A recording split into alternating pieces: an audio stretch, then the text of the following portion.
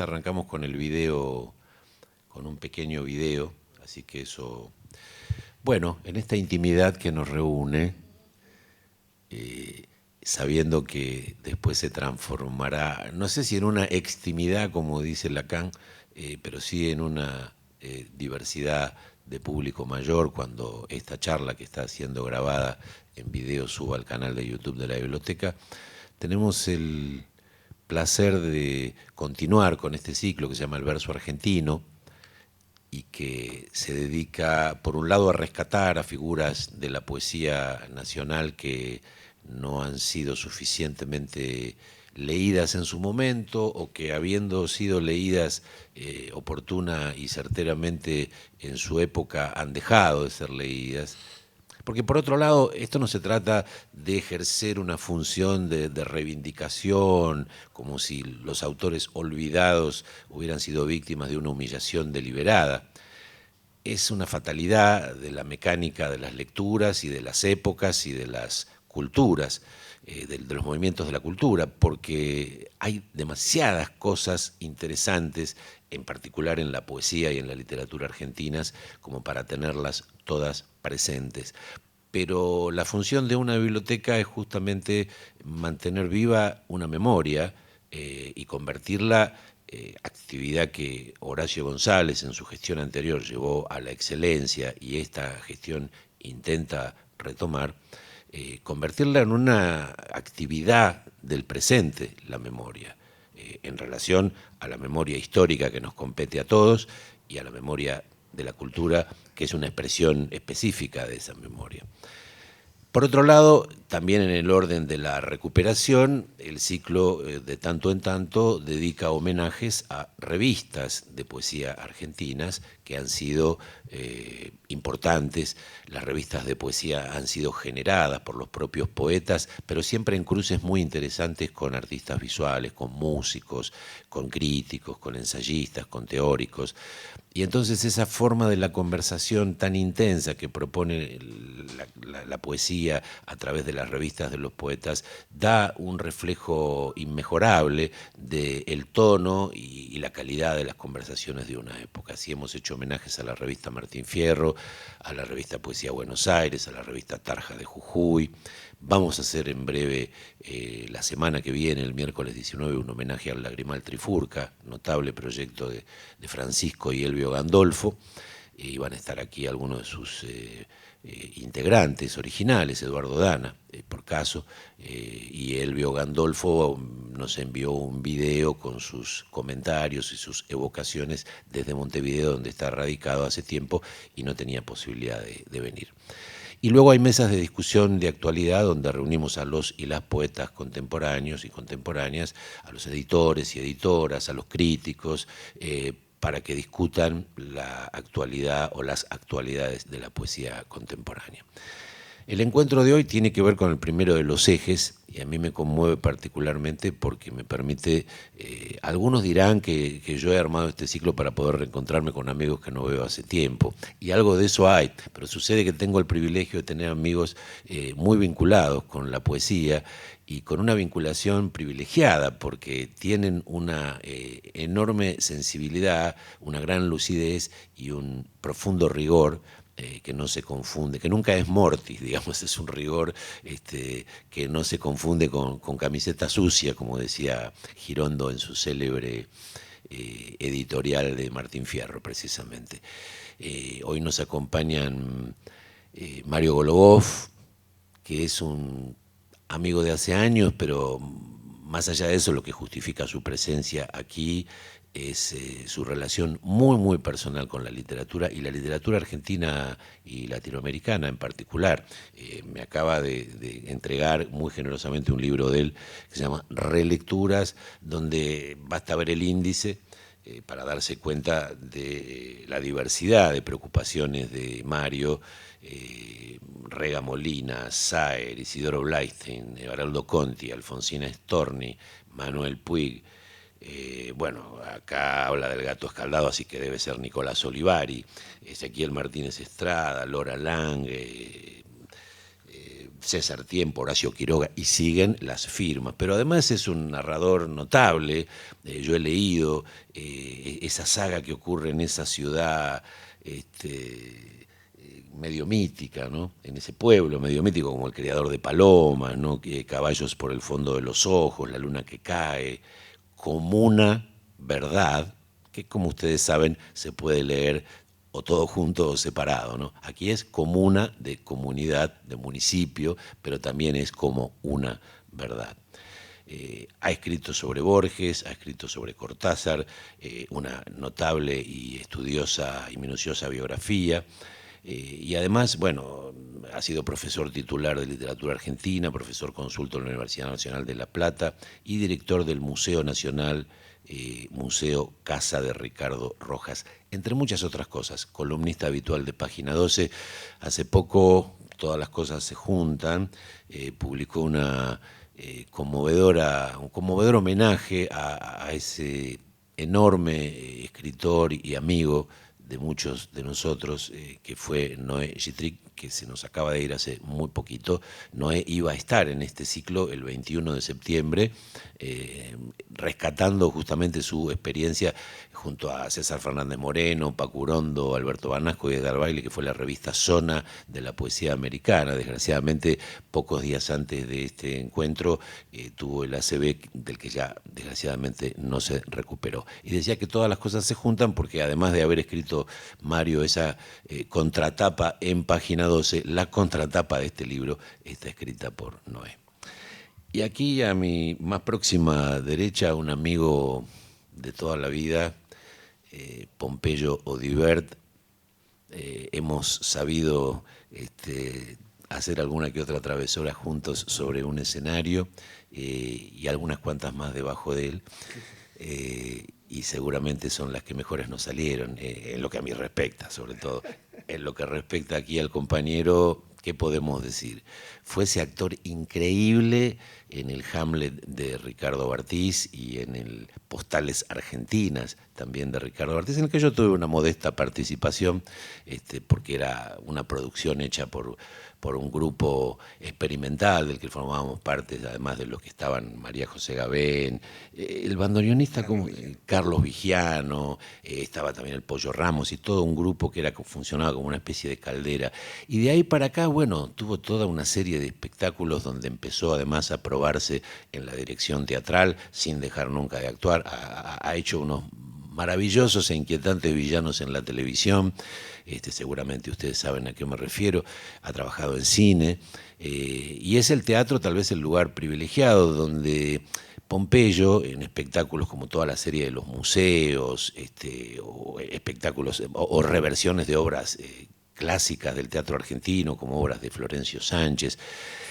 Y les recomiendo Habitación Macbeth, que está todavía en cartel, que es lo voy a decir en varios idiomas, un capolavoro, un tour de force, todo eso junto y mucho más, porque además tiene un sello inequívocamente argentino, donde hace todo, hasta los cambios de escenografía, todo. Se ve que no quería hacer un gran reparto de cooperativa, entonces se las arregló él solito con un gran músico en escena, que es Claudio Peña. Y bueno, sus trabajos se multiplican en muchas direcciones. Ha dirigido a Cristina Vanegas, en otra versión, en un antecedente que seguramente lo empezó, no sé, o lo volvió a conectar con ese texto extraordinario de Shakespeare, que es el Macbeth, en el Lady Macbeth de Griselda Gambaro, entre muchas otras cosas que podríamos mencionar. Pero hay toda una faceta de la actividad de Pompeyo con la actuación y con la dirección, que tiene que ver con tomar grandes textos y convertirlos en sí mismos en un hecho dramático, en un hecho escénico, sin escenografía, sin otros actores, y es esa una de las razones por las que Pompeyo hoy está aquí, porque gracias a él yo conocí o leí por primera vez a Ramponi, nuestro homenajeado de hoy, hace ya como 30 años o más que él venía ya repartiendo ejemplares de Los Límites y el Caos, que es el último libro de Jorge Enrique Ramponi, y lo ejerció como una militancia que sigue hasta el día de hoy, literalmente. Lo primero que hizo cuando se saludaron con Gerardo, con Mario, es regalarle también un ejemplar de Los Límites y el Caos. Ramponi es nuestro homenajeado de hoy. Vivió entre 1907 y 1977, vivió deliberadamente en una suerte de solipsismo casi absoluto en su Mendoza natal. Viajó muy poco, tenía fobia a los viajes, le parecía como que alejarse de su sedentarismo y de su lugar de origen era perder la calidad y la intensidad de su inspiración, que era elevadísima. Y más allá de algunos pocos viajes a Buenos Aires y algún que otro viaje a Chile, casi toda su vida transcurre en su Mendoza natal. Vamos a ver primero un brevísimo video producido por la Municipalidad de Maipú, donde se le hace un homenaje evocativo, donde vamos a poder ver algunas pocas imágenes de él. Luego yo les voy a comentar algunas generalidades de la obra de Ramponi. Mario después se va a enfocar sobre todo, más allá de cualquier otra cosa que él quiera decir, sobre Piedra Infinita, que es el gran libro de Ramponi, libro que se va preparando en el desarrollo de su producción y se instala ahí como una voz elevadísima de la que ya no desciende. Lo que pasa es que después de Piedra Infinita viene un gran silencio de muchos años en la producción de Ramponi y solo va a publicar un libro más que es precisamente Los Límites y el Caos.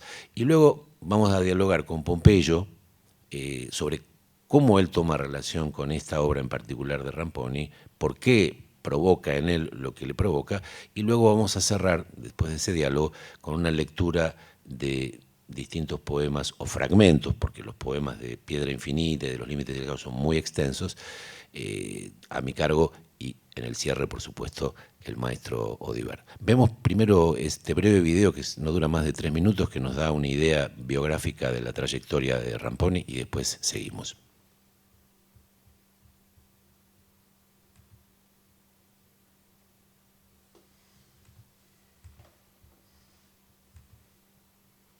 Hoy queremos recordar a Jorge Enrique Ramponi. Este gran poeta nació el 21 de agosto de 1907 en Ullunta, Maipú, junto al río Mendoza. Un día comentará que su infancia estuvo saturada de fluidos vegetales, vides, durazneros, nogales, cosas que nunca olvido.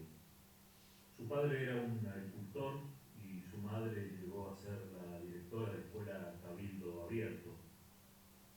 Entre sus obras más destacadas podemos mencionar Preludios líricos, Colores de júbilo, Los límites y el caos, y su obra magnífica Piedra Infinita. Esta obra constituye un largo poema en el que Ramponi integra la visión de la gigantesca cordillera que custodia a Mendoza con la exploración infinita del sentido existencial del hombre. Según Luis de Paola, el libro significó lo que Víctor Hugo llamaría un estremecimiento nuevo. La obra causó tan buena impresión en poetas y contemporáneos y se comparó su potencia con la de Pablo Neruda.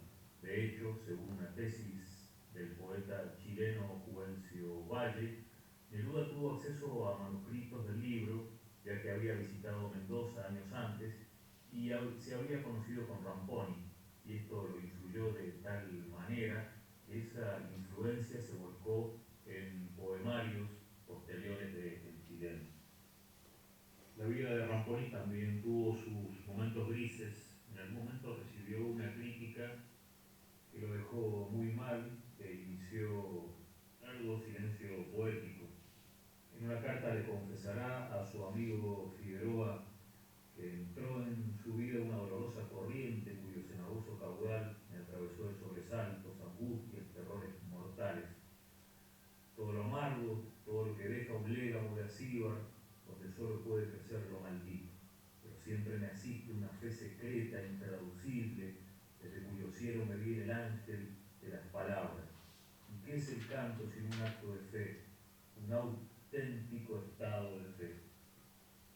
3 décadas después, surgiría nuevamente Ramponi con un legado maduro de extensos poemas que condensarían la última etapa vital y filosófica del autor justo en los últimos años previos a su muerte. Ramponi es él solo una zona particular de nuestra poesía. Inútil sería querer buscarle pares o equivalentes en nuestro mundo poético. Se trata de un creador dueño de una expresión propia, original. Hoy recordamos desde la Junta de Estudios Históricos de Mendoza, filial Maipú, a nuestro querido maipucino Jorge Enrique Ramponi. Muchas gracias.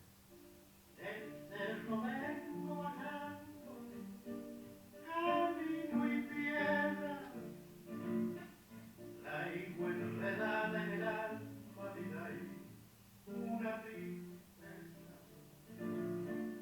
La higo enredada en el alma vida y una tristeza. Bueno, Jorge Enrique Ramponi publica su primer libro muy precozmente, cosa que para un poeta no es tan excepcional, pero nunca deja de ser de interés que el primer libro de él, que se llamó Preludios Líricos, aparezca tan tempranamente, ¿no?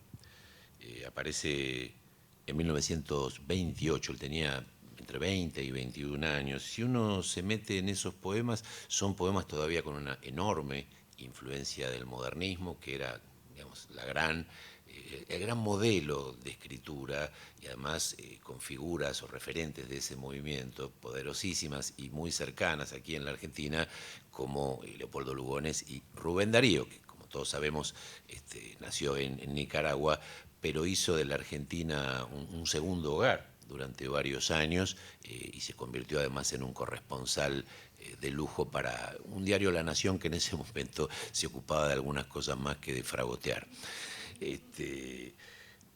Luego va a venir Pulso del Clima, que es un libro muy raro, raro en todos los sentidos de la palabra, porque es un libro que casi no circula, es una edición artesanal que circula entre amigos y por muchos años se dio por perdida y luego felizmente fue rescatada. Colores del Júbilo, que ustedes vieron en el pequeño video con una tapa bastante discreta, con una especie de moaré extraño, parecía casi como una cuerina esa tapa. Hay otra tapa que yo después se las voy a compartir en la pantalla, bastante más vinculada con el título del libro, ¿no? Es una tapa que parece un Mondrian, así con colores, una especie de cuadrícula donde estallan los distintos tonos de color. En Colores del Júbilo él va a trabajar con formas muy clásicas todavía, sobre todo con el romance, es decir, esa estructura de versos de 8 sílabas, donde los versos pares riman de una manera medio haragana, ¿no? Una rima asonante que a veces consuena perfectamente y otras no. Y con otras formas regulares, pero ahí parece haber como una especie de descenso a una cierta llaneza que está dada un poco por la forma, porque es difícil escribir sin cierta solemnidad en un verso de 14 sílabas, que es el llamado verso alejandrino, es el verso, para los que no sepan de medidas y esas cosas, instalado por Rubén Darío, es el clásico La princesa está triste, ¿qué tendrá la princesa? Es ese tararirararara, tararararaira. Con esa música es muy difícil escribir algo que tenga swing, que tenga inmediatez y que llegue al corazón. El octosílabo, en cambio, es el verso de la poesía popular, es el verso de la gauchesca, es el verso de los grandes anónimos romances españoles, es el verso de buena parte de las letras de las canciones populares, como por ejemplo Piedra y Camino, que escuchábamos al final del homenaje a Ramponi, cantado por el propio autor, por el extraordinario Atahualpa Yupanqui. Luego va a venir un libro de transición, Corazón Terrestre, donde ya, como bien advirtió en un artículo que publicó hace unos años Mario Golubov, y que fue lo que me llevó a convidarlo, a encontrarme con ese artículo de él muy ajustado, que debe tener ya unos 9 o 10 años, recordando a Ramponi en página 12 precisamente, él rescata este libro como un libro donde ya esa voz elevadísima, puesta en una altura, por un lado casi podríamos decir musical y en otro sentido en una altura, digamos, respecto al contenido, ¿no? Una altura conceptual, una altura filosófica, y al mismo tiempo altura y profundidad son equivalentes, ¿no? Porque hay una altura en la elevación de la voz y una enorme profundidad en lo que hace con el lenguaje Ramponi. Se va a despegar ya completamente en este libro, todavía con poemas bastante razonables, dicho esto entre comillas, cuál sería la razonabilidad de una o de otra poesía, ¿no? La gran felicidad de la poesía es que es irrazonable, ¿verdad?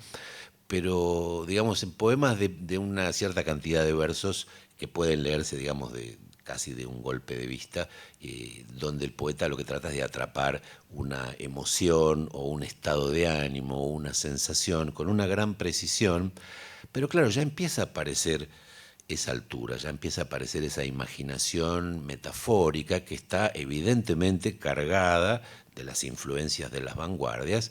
Estamos hablando Corazón terrestre, maroma de tránsito y espuma, ese es el nombre completo, de 1935, es decir, pasaron ya 7 años de la publicación del primer libro. Él se ha conectado además con los intelectuales de su generación, intelectuales de un grupo intelectual muy importante para la cultura mendocina, que es el grupo Megáfono.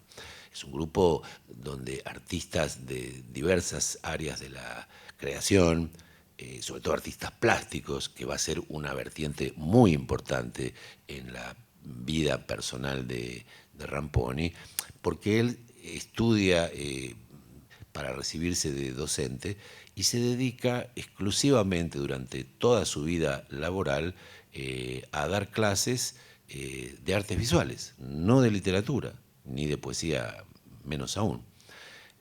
Trabaja en una asociación de bellas artes que se había creado el año anterior a que él empezara a trabajar allí, y 10 o 15 años después de empezar a trabajar en esta asociación de bellas artes, llega a ser el director, más o menos para la época en que publica Piedra Infinita. Y la vinculación con los artistas plásticos de Mendoza, Mendoza tiene una tradición de artistas visuales extraordinaria, como en otros órdenes de la cultura, pero sin duda es un signo distintivo de la producción artística mendocina.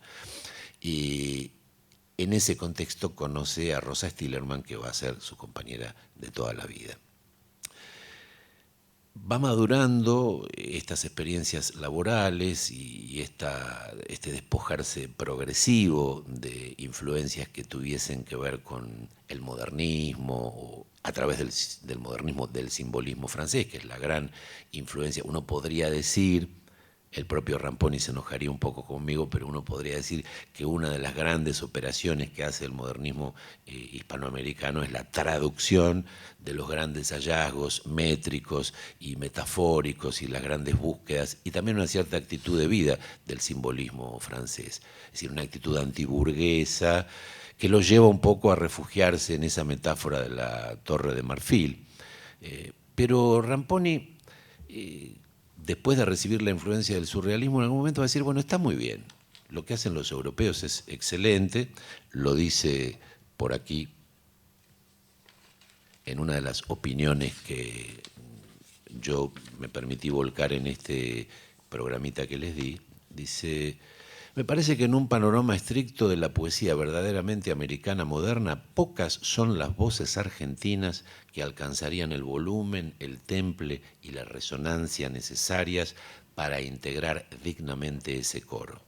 Nuestra literatura en general está por demás subordinada a los dictados estéticos europeos, salvo las excepciones singulares que desde luego existen. Me parece que se busca una falsa universalidad acatando los módulos en boga en las capitales del viejo continente. De ahí que todavía seamos generalmente tributarios, más o menos impersonales, de una cultura que, si bien nos corresponde de modo indirecto, no es nuestra sustancialmente.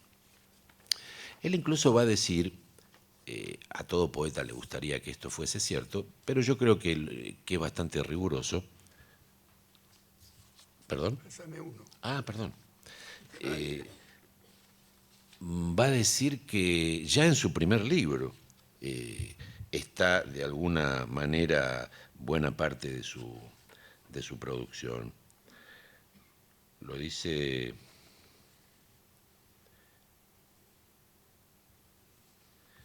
en uno de los fragmentos de una entrevista de la que yo tomé esta opinión que les comenté recién, ¿no? Él se refiere ante una pregunta que le hace el periodista, y espero poder encontrar por aquí la cita.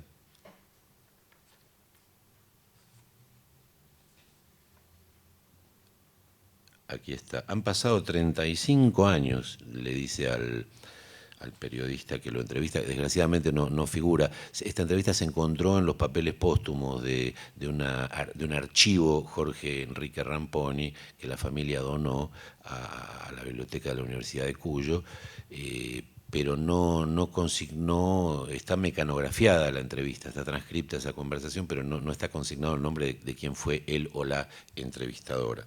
El caso es que él, evidentemente la entrevista, como él dice, han pasado 35 años, el libro salió en 1928, así que estamos en 1963.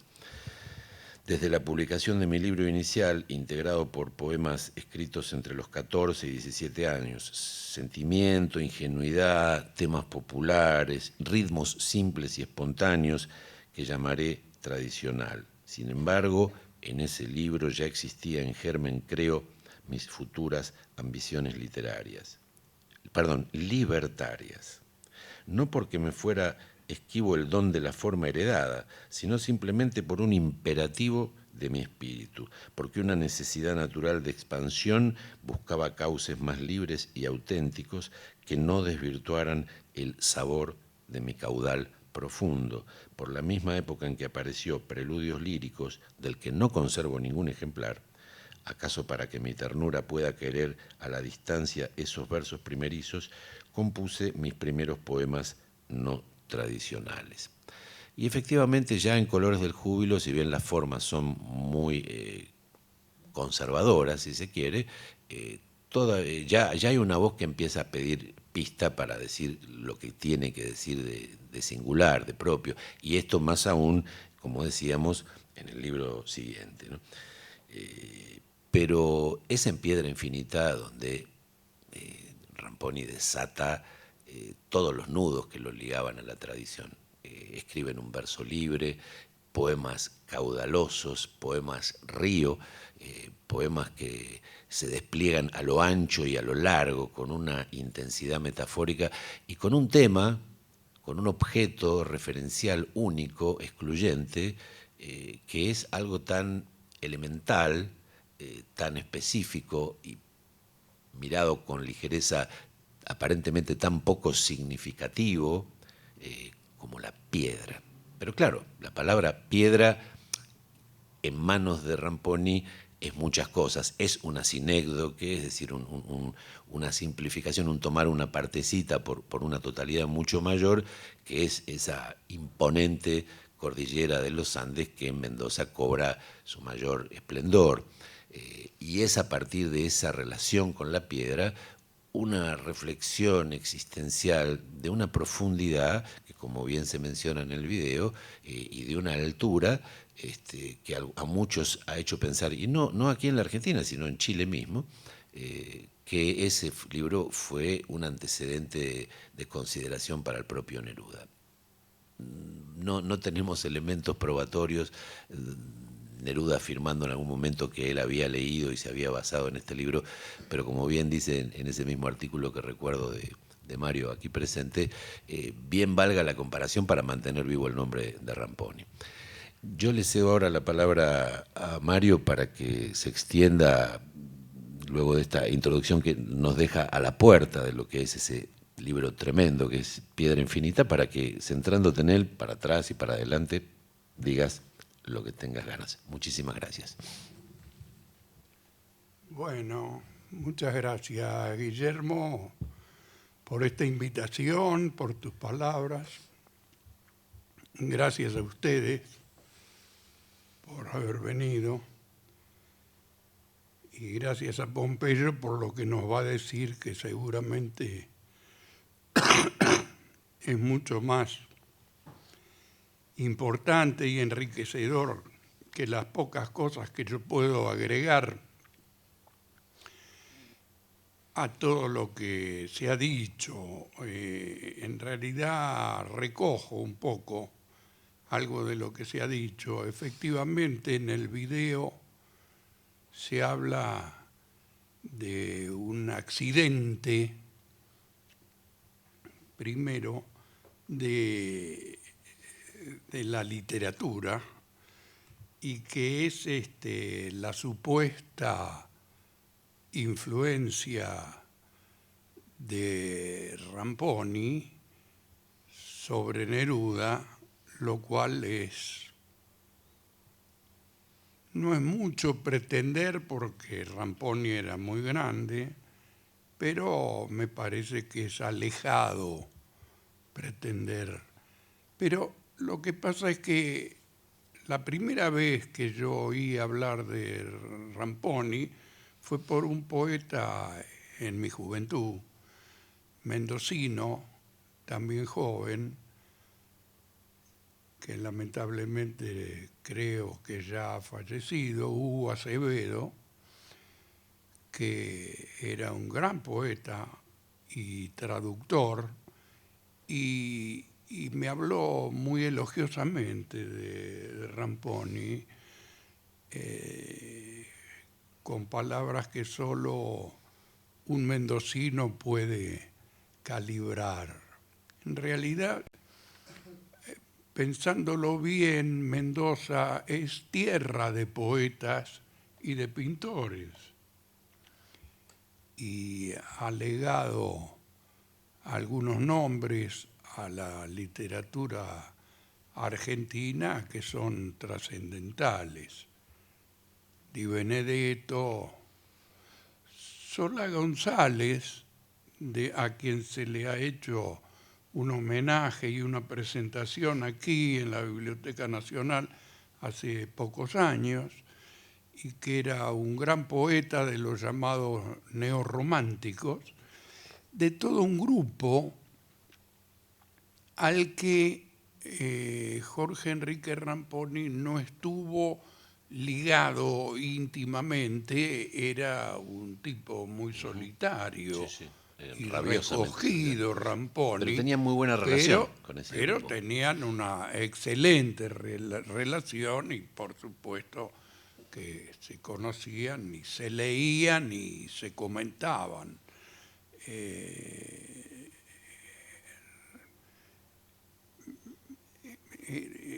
Lo que pasa es que esa teoría de la influencia viene, como dice el video, efectivamente, por un comentario de otro gran poeta chileno, Juvencio Valle, que conocía muy bien a Neruda, que incluso lo publicó algunas veces, y decía que Neruda había pasado por Mendoza, había conocido los textos inéditos todavía de Piedra Infinita, y que eso había tenido una influencia fundamental en alturas de Machu Picchu. Leyendo Alturas de Machu Picchu uno no comprueba eso, pero es posible. Pero como yo digo justamente en mi nota, en literatura no cuentan las influencias y las inspiraciones, lo que cuenta es la escritura.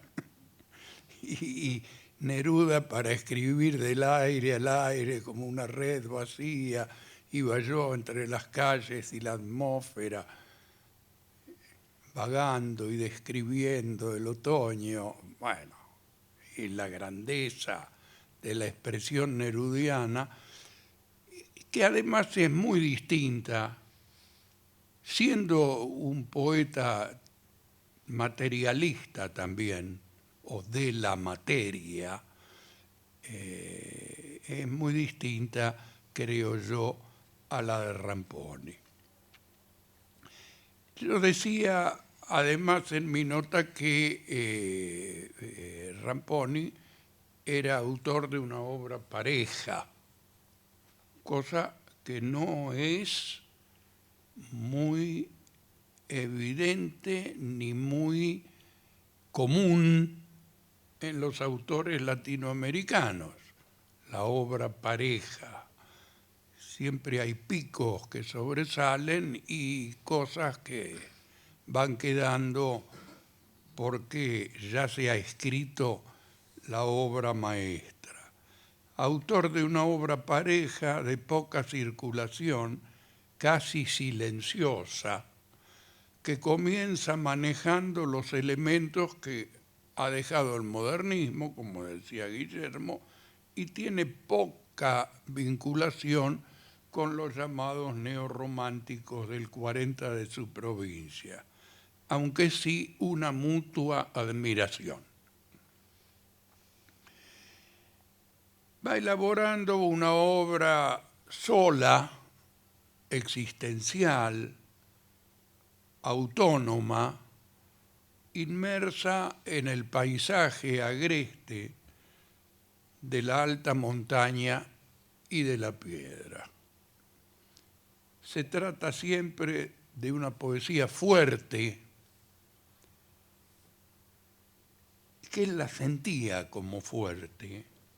Yo digo en algún otro lado una palabra asertiva,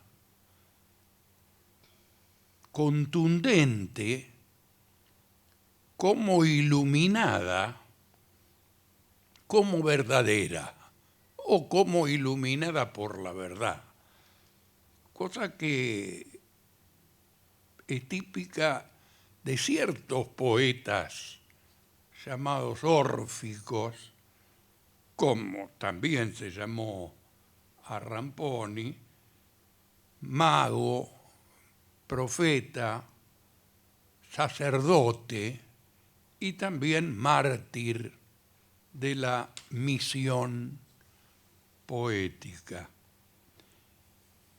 Y por eso a veces se lo ha comparado también, cosa que para mí no cabe. En general, como decían mis tías, todas las comparaciones son enojosas. Bueno, y en literatura también, esto de comparar, yo me reía de la literatura comparada, por ejemplo, porque lo único que permite son viajes a los ponentes y participación en reuniones internacionales. Bueno, Pero, no es una virtud escasa. pero es común, ha sido común en una época compararlo con Almafuerte, por esa energía, esa vitalidad, esa fortaleza. Él ya escribía en Corazón Terrestre, que es de 1935, que es uno de sus primeros libros importantes. Escucha el amor y su danza. La danza no es el desesperado árbol de lo terrestre al cielo. Es definitorio, ¿no? La danza es lo dulce que crece la carne hasta el halo. Al que guarda su palabra de gozo, se le seca la sangre. Una lengua, además, muy, para mí, poética y muy creadora y creativa, que no dice tanto por lo que en nuestra lengua de la comunicación sirve, sino que dice por la manera, o el ritmo Yo creo que es una o la poesía composición. para ser más que leída, o en todo caso para ser leída en voz alta. Es una Claro. poesía que entra mucho más por los oídos que Bueno, por el él leía significado. mucho en voz alta. Le encantaba, Dicen que justamente leía mucho en voz alta, que le Tomás, encantaba leer Tomás Moro sus, Simpson en una sus evocación poemas que hace. y casi recitarlos. No sé qué tal leía.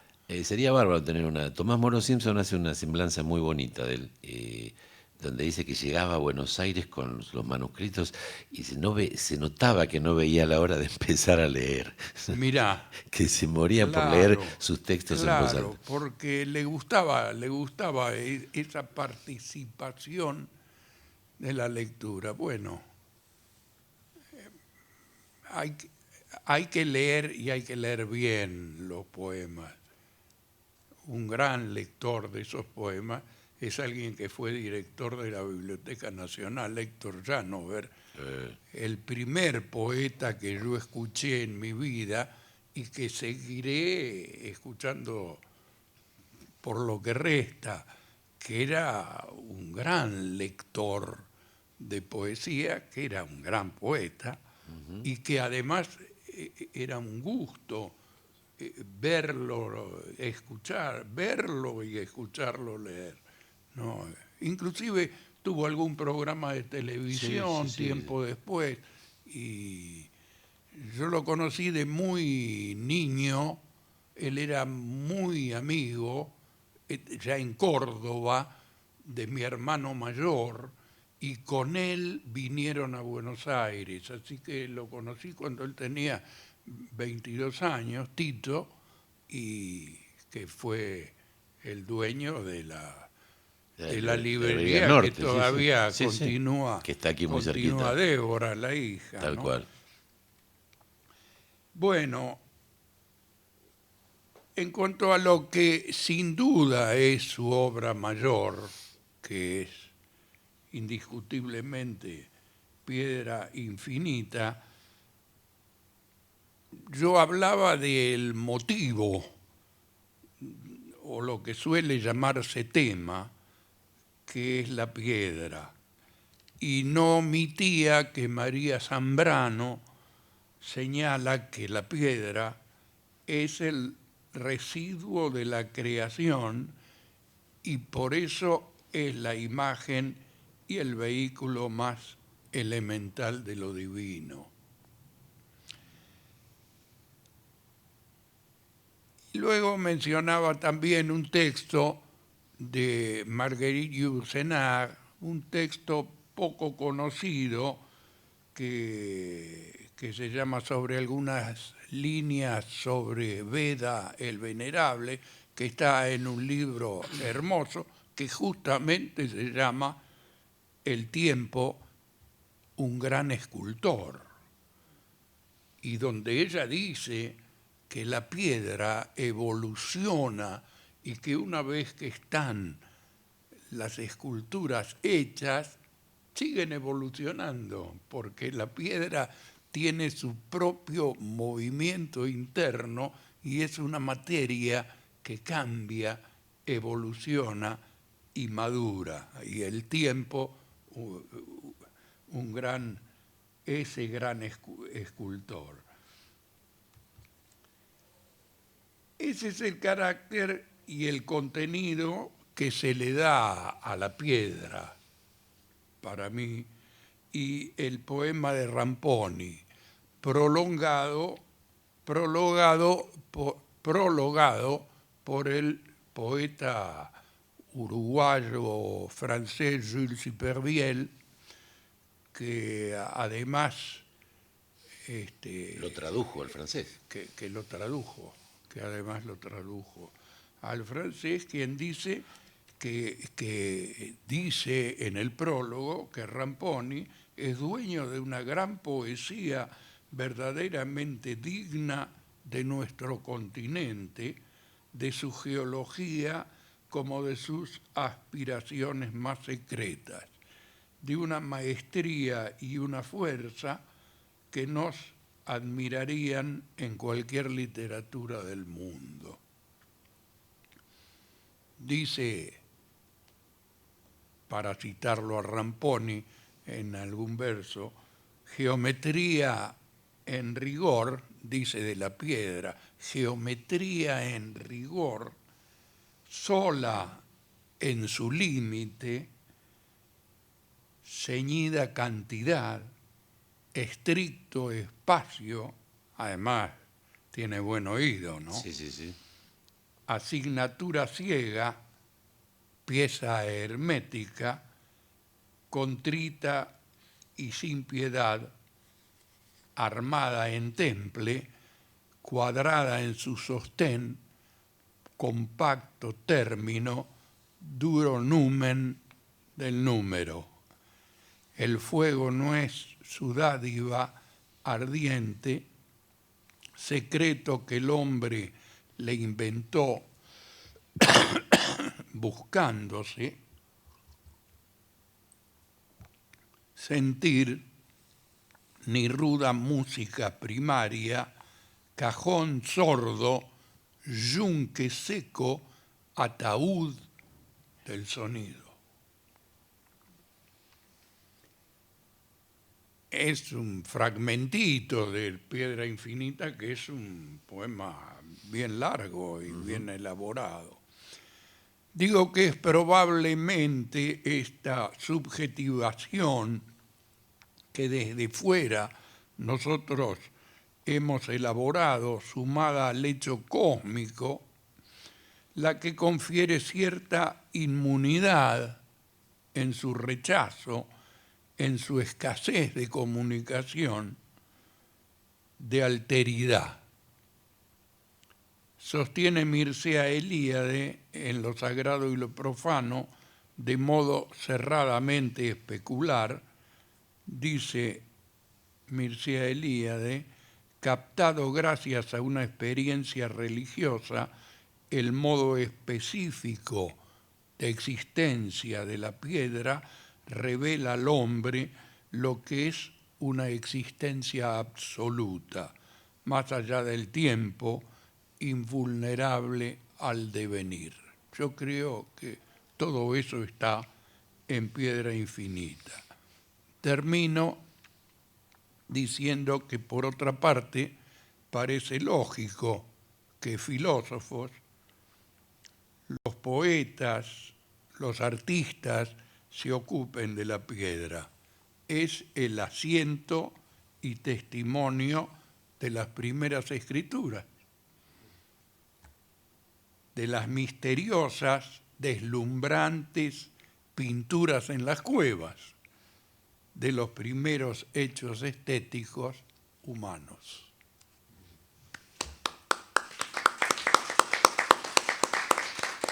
Muchas gracias. Muchísimas gracias, Mario. Señor Pompeyo, más conocido como Yito por los amigos del barrio, confiese que ha leído, parafraseando nuevamente al gran Pablo. ¿Cómo llega Ramponi a sus manos y cómo a partir de ahí usted lo hace reverberar? Bueno, mi madre era poeta, santiagueña, de una familia de artistas plásticos, otras tías también, una tía que era poeta también, varios tíos, un tío escultor, otro tío de la Mota, también que era sanjuanino, también escultor. Bueno, pero la cuestión es que mi madre era poeta y recibía muchos poetas en mi casa, ahí en la calle San Martín, en el Retiro. Yo era chico y veía esas visitas de poetas que la consultaban a mi madre como si fuera una especie de, sí, como de tótem de la poesía. Y ella los aconsejaba y todo el tiempo aparecían jóvenes poetas, y no tan jóvenes, de distintas partes, sobre todo muchos del interior. ¿Cómo se llamaba tu mamá? Marina Briones. Y siempre mi madre sacaba en ciertos momentos este libro, Los límites y el caos, ¿no? Y leía un poco y se armaba ahí, eran unas noches así, que se armaba un ambiente muy metafísico, extraño, una gran fascinación, y a mí me fascinaba esa circunstancia muy ritual y esa especie de libro clave que que era de mi madre, era como lo más que ella podía decir o hacer o señalar como foco central de la poesía. Y leían y yo quedaba muy afuera de eso, ¿no? Del texto en sí, pero muy adentro del ambiente que se creaba.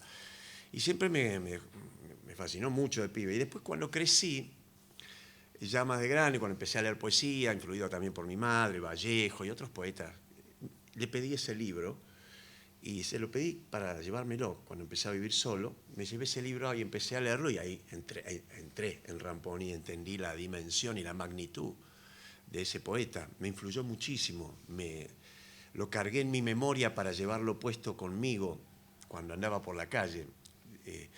Así que empecé a memorizar pues, esas poesías que me impactaban tanto. Fue mi apertura a lo poético. ¿Qué encontrabas en esa poesía que no encontrabas? Porque probablemente... En ninguna otra poesía encontré lo mismo. Encontraba como una revelación existencial, como si fuera un poeta vidente de las estructuras sagradas de la presencia, de la identidad estructural del ser más allá del parásito del yo. Encontraba como una zona existencial desparasitada y un paisaje infernal, no infernal, sino maravilloso, enorme, de esa presencia y todas sus vicisitudes también y todas sus angustias y todos sus fantasmas y todas sus napas sórdidas y siniestras y acosantes y acuciantes, toda su dimensión de tiempo estallado, como un gran desalienador del tiempo, de la presencia y del espacio. Me sentí desalienado en términos de identidad personal, en términos del tiempo, sentía una gran amplitud con la lectura de Ramponi. Eso me pasó siempre. Y eso me lo llevé después al teatro. Me di cuenta que Ramponi habla de los temas sagrados del teatro. El teatro siempre habla de lo mismo. Quiénes somos, dónde estamos, de dónde venimos, a dónde vamos, qué estamos haciendo. Esos son los temas del teatro, incluso el teatro prehistórico hablaba de eso, con esos cuerpos que en torno a una fogata eran poseídos, ¿no? por presencia. Y yo siento que Ramponi habla de eso también, de quiénes somos, de dónde estamos, de qué estamos haciendo. Lo hace a una escala extracotidiana y da con esas claves. Es un vidente para mí, es algo sagrado. Y nunca lo vi en otra poesía. Yo soy admirador de otros poetas que también trabajan, pero desde temáticas aparentes, hacen restallar lo poético. Hay muchas formas de lo poético, ¿no? Pero en él siento que es como si alcanzara su zona de base, su zona esencial, lo poético, ¿no? La idea de lo poético. Y me lo llevé al teatro y influyó mucho también a la gente con la que trabajo, o a los alumnos, se los doy a leer. Es como una piedra de toque, de un rebote poético de los que practican la escena que a mí me interesa, que es una suerte de improvisación con mucho automatismo. Yo les practico el automatismo de lo surrealista con los alumnos, los excito a que produzcan una palabra desbordada, pero para eso tienen que también tener acumulaciones, tienen que tener lecturas.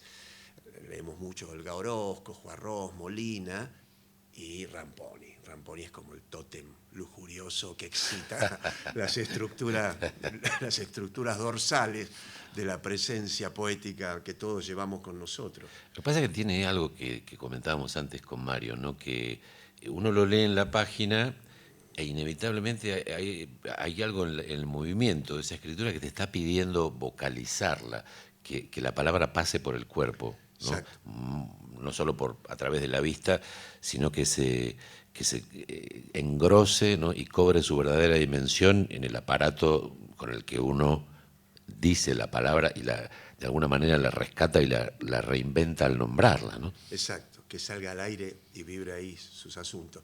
Me decía mi tío de la Mota, el escultor, que lo conoció en Mendoza, y que él decía de una manera, esto justo que ustedes comentaban, de que era muy notable cómo decía, muy singular su forma de decir.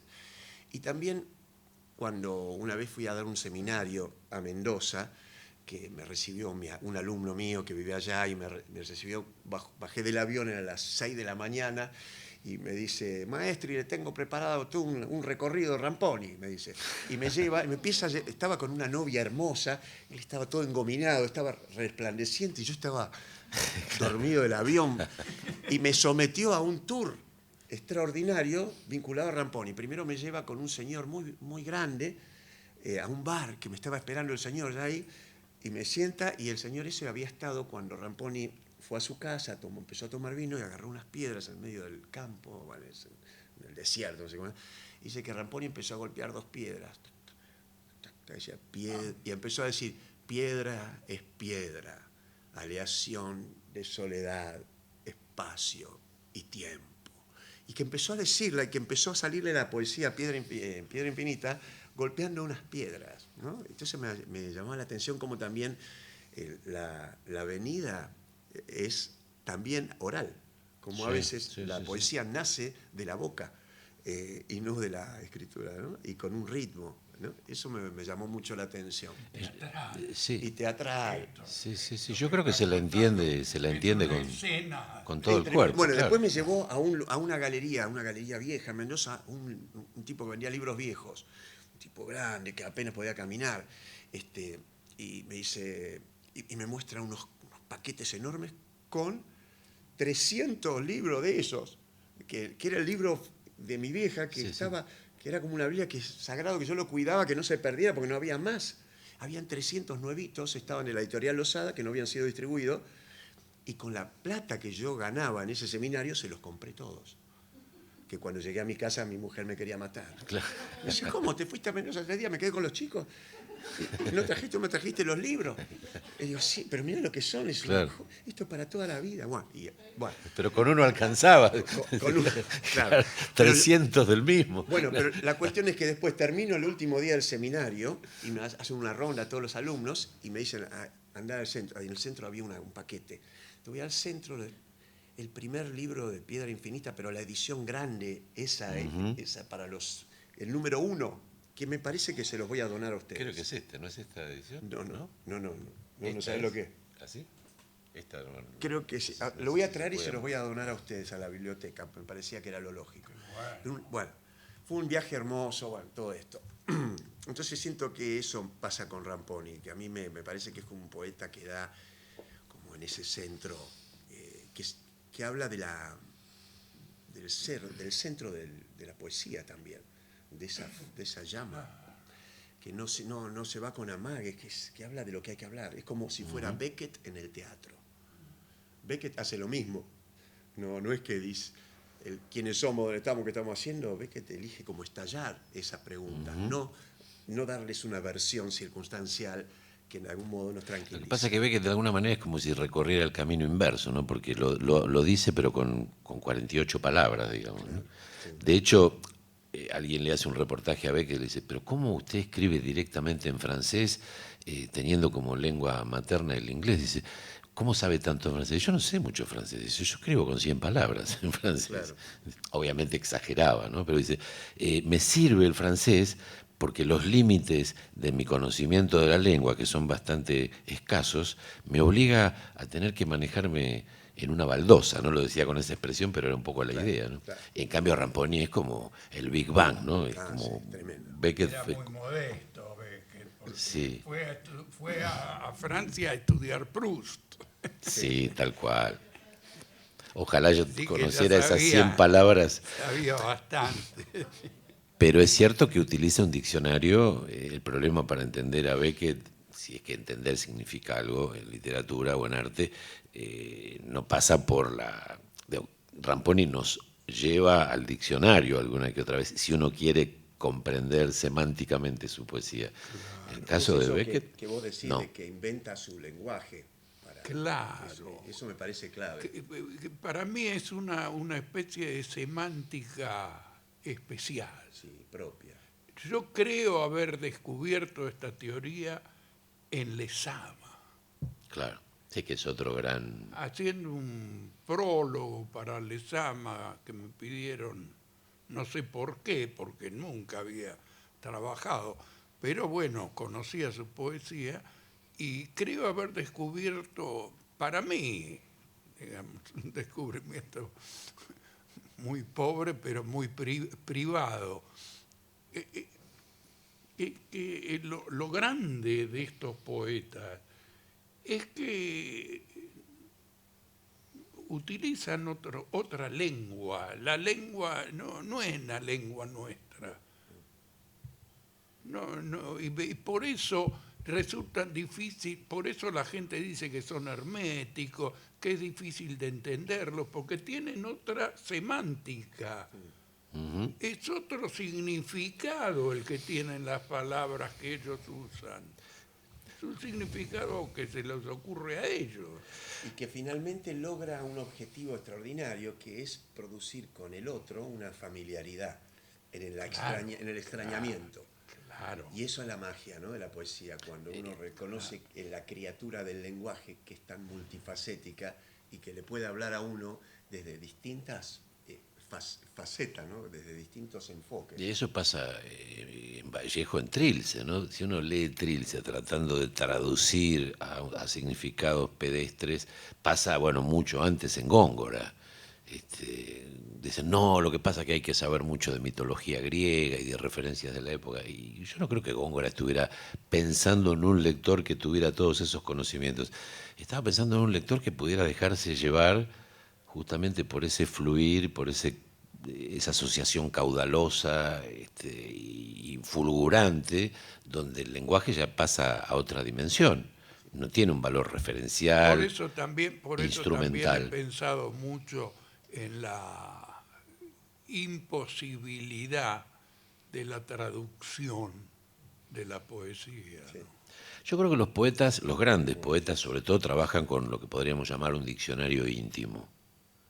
No es el diccionario de todos, entonces Lo pueden usar la traducís a palabra otra casa lengua como y hay la que traducirlo al diccionario íntimo del traductor, digamos, ¿no? Tiene que ser un gran poeta, el traductor, que encuentre su propia intimidad con la lengua de destino, que sea equivalente a esa intimidad inédita que encontró el poeta original en su lengua, ¿no? Sí, es una reescritura, indudablemente. Con Shakespeare pasa igual. Y sí. Y que no llega a ese grado, ¿no? ¿Y tu mamá cómo había llegado a Ramponi? No sé, eran todos poetas del interior. Porque era un poeta de culto. Sí. Lo que pasa es que yo creo que una pista podría ser esto que yo comentaba, que es el vínculo que él tenía con el mundo de las artes visuales.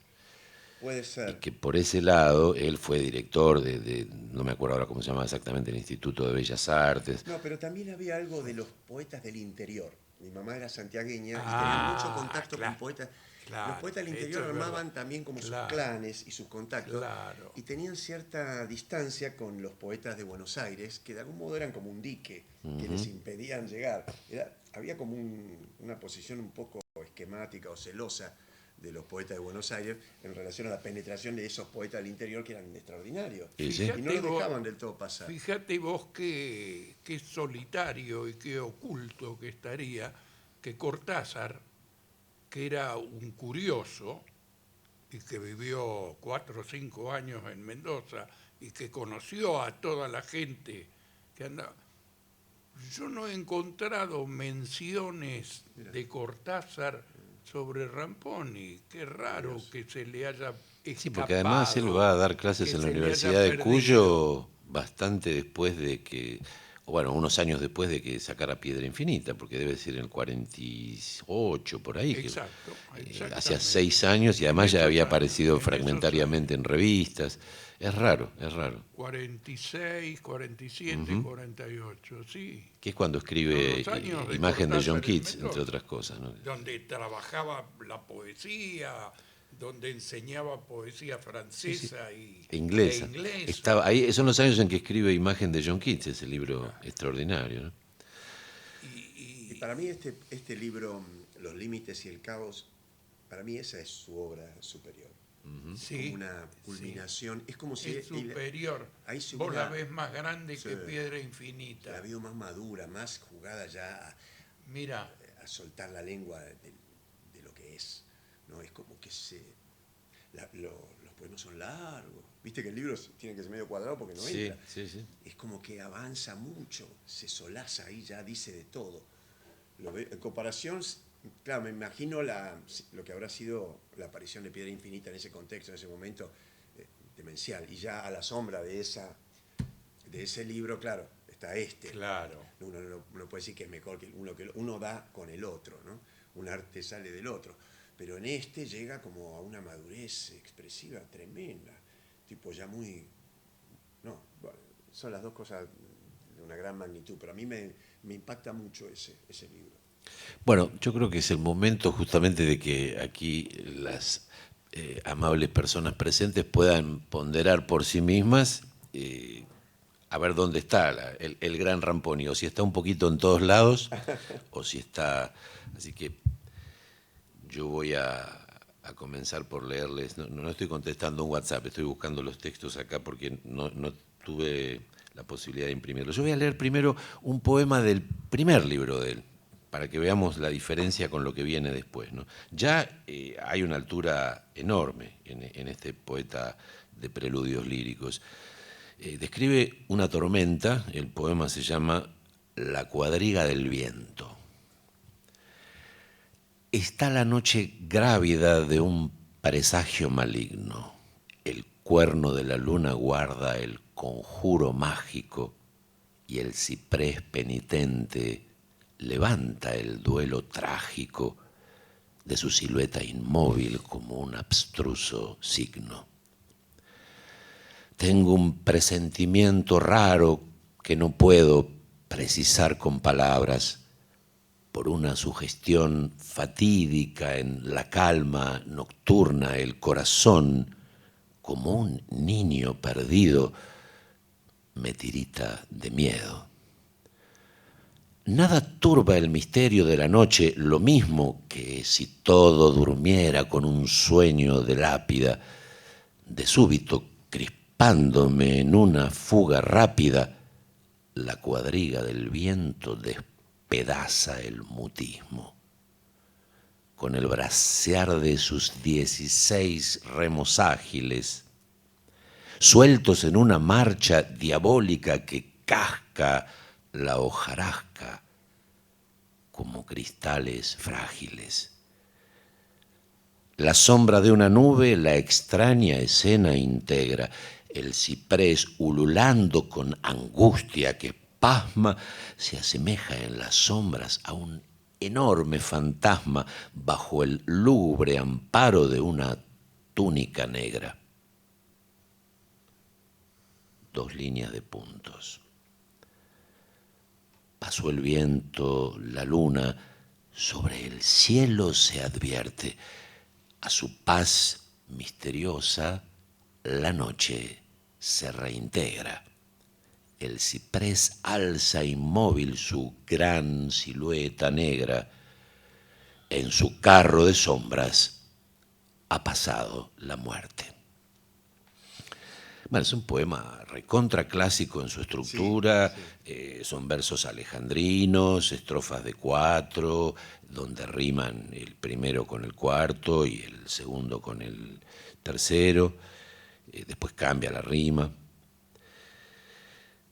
Yo comparto ahora un poema del libro siguiente, de Colores del Júbilo, en realidad es el tercero, es un libro del 33, donde trabaja, como yo les comentaba al comienzo, con la forma del romance. Aquí la estructura, o sea, el esqueleto del poema, el corsé de la medida fija, sigue estando, pero van a ver que ya las imágenes se empiezan a disparar en esa dirección que es la que atrajo a nuestro querido amigo Audibert. Se llama Romance de la Nómada. Un crespo júbilo de agua, sonoro adorno del aire, tobogán de piedras baja la aguda cuesta del sauce. Enjambre de hojas el huerto, premedita su agasajo, remunera al viento chasque verbal albricia de pájaros, niñerías de burbujas a galope vivo de olas, música roja de vértigos para rodeo de ondas, arrebato febrecido, madura el ímpetu en danza, glándula enloquecida de efímeras flores de agua. Imán azul de horizontes, amor a la senda cóncava, el remolino del baile se vuelve delirio nómada.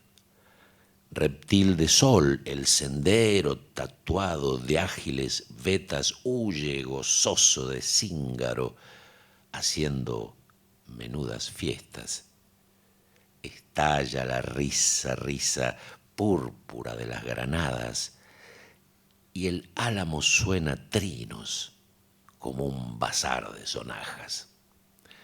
Esto podría ser de una especie de Lorca con un poquito, con un poco de ácido, ¿no? O sea, ya es un Lorca casi de poeta en Nueva York, ¿no? Es un Lorca muy inspirado.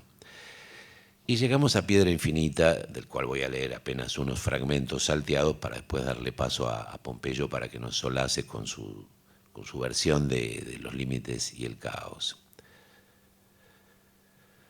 Corazón de la piedra que no llora ni pregunta nunca, forrado en soledad en su amarga vertiente de silencio, penitente sin rodilla ni sangre, como esclavo girasol aborigen.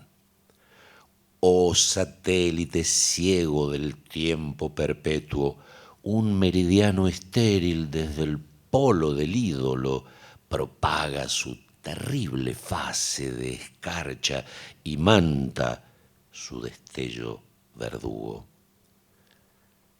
La sangre apura a su vejamen, consuela su burbuja herida en el párpado, se arrulla entre sus propias efímeras de fiebre y polvo. Y cantaría de amor aún hasta arrullar el sílice, hasta que cambie al menos la forma del suplicio. Nivel a pulso suyo la piedra en hondo vuelo ardiente, a oscuro rigor de alas de sangre, el canto. No hay equidad corpórea, hombre de pobre tierra alzada en alarido. Nadie alcanza la piedra, nadie vuelve su núcleo pulpa viva. No la toca una vara de llanto caída en la intemperie, nadie conoce el sésamo ardiente que abra el témpano. Pero el agua distribuye su magia. Rápidos cubiletes vuelcan su azar perenne, números bailarines por declives de danza hasta lo innúmero, súbitos sortilegios en cinta de primicias. Juegos de hembras, fugaces biseles de muchachas, el augurio de carnales magnolias, siempre en fase de vísperas, la promesa de ebrias lunas de nalgas a deriva por rápido menguante.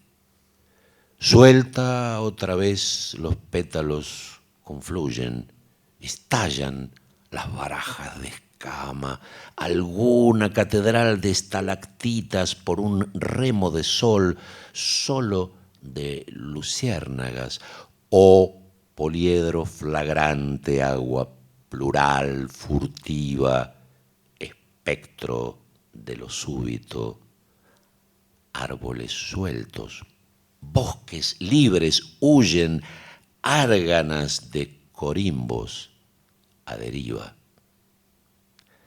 Tarambanas del agua, del brazo las argollas de verbena, rondan la piedra adusta, le azuzan sus pléyades, frustran su discurso de golas.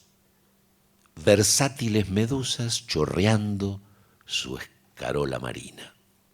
Oh, benignas gorgonas vueltas gárgolas, llaman la piedra como a un duro afluente con sus flautas de sal y su tambor de yodo.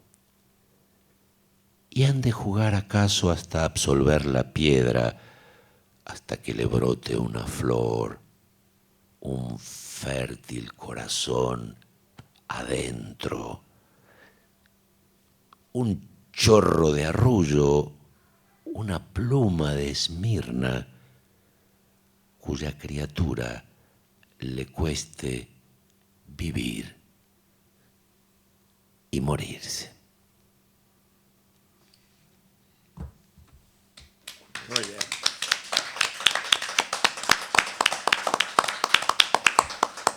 Qué lindo leer, Guillermo. Tremendo. Bien leído. Muy bien. Muy bien. Yo voy a decir dos. Uno que tomé para el Macbeth que estoy haciendo, tomé unos textos de Los límites y el caos y los puse a funcionar como en un momento en donde Macbeth revela realmente quién es, ¿no? Entonces tomé esos textos, unos cortitos, y después voy a decir uno que es un poco más largo, que es De los límites. no, este también es de Los límites, bien. y el otro es de El páramo de huesos. Entonces Macbeth llega como a un púlpito y dice: yo soy el papa de la muerte, me guío por un astro de túnel que flota negro y graso en la caverna del delirio, por un sol animal de esponjas y babosas, por una estrella astuta de coágulos con flecos y espesas fluctuaciones que son vísceras suyas, por un batracio abyecto, sin piel como el escarnio, que emite sus pigmentos de lascivia ominosa, mientras deglute y olvida. Ese de musgo artero, circundado por besos de murciélago insomne, cuyos labios propagan telarañas de un líquido glandular y sectario, siempre mudo y flotante, amorfo y continuo, crecedor en la noche vaginal corrosiva de este antro difuso donde el monstruo se alumbra con un halo de crimen. Ya voy a seguir con algo que viene después de esto, pero no lo digo en la obra. Ved que el ídolo atroz no me desdeña, la índole del canto lo fascina, lo prueban su caudal y mi registro. El témpero maligno se aclimata en mis huesos. Un duro ángel en torno, criatura de ignominias, que no puede ser ángel, pues cabalga en la furia como un perro con alas, quiere encarnar en mí su maleficio. Yo levanto mi temple hasta el delirio torvo para honrarlo. Se posará en mi cítara de huesos, espantada y gozosa, celebrante. Lo sé por ese polo de malagorería que se encona y me imanta con su núcleo de ofidio, por esa bocanada de bestia subterránea que revela el acecho de algún túnel carnívoro hereditario. Hasta ahí, esa parte. Alto sitial de angustia, devoro el pan impío, la piedra de soledad incorruptible. Escarnio son las alas, si es libertad batirlas bajo la ubicua trama de una alevosa red que nadie astuto burla y al cabo nos atrapa al filo de algún ojo de implacable perfidia que el corazón percibe como el feroz acecho de un verdugo infinito. Sufro en mi acantilado, soportando la injuria de una hiel incisiva, de una sal rencorosa que al sazonar mi tierra leuda mis elementos para un cárdeno rito. Desertar no pudiera bajo el código astuto del tirano que me inscribe en su pavorosa geometría, no tan rígida aún que el viento del terror no erice el polvo en el cuadrante vivo del esclavo, la víctima, el hereje, rodeado por las algas fanáticas de un numen que inciensa mi condena con bálsamos atroces, muerdo la voz como una gran navaja de hielo y desventura, con el arrojo infausto del héroe abandonado en el desastre, asistido en el trance por alguien que es yo mismo del revés en mi ausencia, sin oír los sollozos de aquel íntimo arcano, forzado a ser mi guía, forzado a custodiar mi lámpara de sangre. Arriesgo el alma al filo de algún nefasto arrullo entre el coloquio estéril de la lengua y el eco. Alguien llama en el quicio, pero se desvanece. Sin duda no merezco aún la mano cuyo favor perverso fundiría el cordaje. Debo cegar primero esa ternura en flor, viciosa por tardía, que hace temblar mi polen desnudo al filo de la zarpa. No hace el escudo al héroe, sino el íntimo temple del denuedo, quien persiga la gema final de su inocencia, persevere y acendre su quilate en el martirio. Podría seguir mucho más, pero ya me parece que eso.